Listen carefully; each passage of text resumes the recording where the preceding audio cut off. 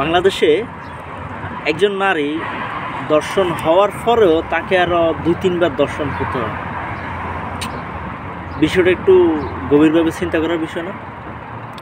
একটু অবিশ্বাস্য করো, আসলে বিশ্বাসযোগ্য না, আমারও বিশ্বাস না।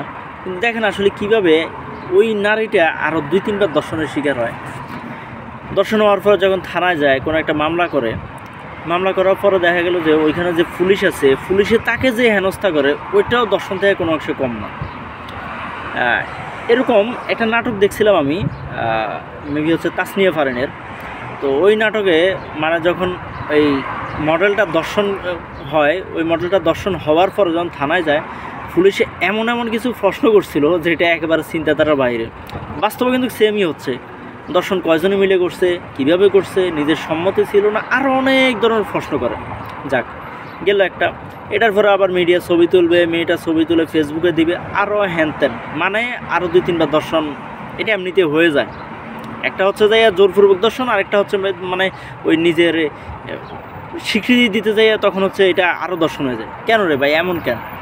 দর্শন হয়েছে একটা মেয়ে, দর্শনের প্রমাণ পাওয়ার পরের সাথে সাথে ওই পুরুষটার টুনটুনিটারে কাইটা দেওয়া যায় না?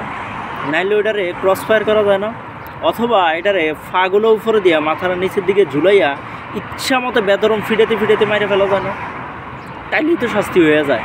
তখন দেখা যায় যে অন্য যারা আরও দর্শক যারা আছে, তারা দেখার পরে একটু ভয় পাইব, যখন শাস্তিগুলো একদম জনসম্মুখে হবে বা এগুলো যখন জানবে, তখন তাদেরও মনে একটু ভয় আসবে। তো এটা না করে কী করে, উল্টা মেয়েটারাই একের পর এক হেনস্থা, প্রশ্ন, অনেক কিছু করে। এটাই হচ্ছে আমাদের বাংলাদেশ। যাই হোক, এখন কথা হচ্ছে আমাদের এই জায়গাগুলোতে পরিবর্তন আনতে হবে। দর্শনের শিকার হওয়ার পরে যখন এটা প্রমাণ হবে যে এই লোকেই দর্শন করছে, সাথে সাথে ওই যে শাস্তিগুলোর কথা বললাম এটা করতে হবে, নাহলে তারা সোজা কাইটা দিতে হবে, কাইটা আজীবনের জন্য ফন্দি বানায় দেয়। তখন হচ্ছে সব ঠিক হয়ে যাবে।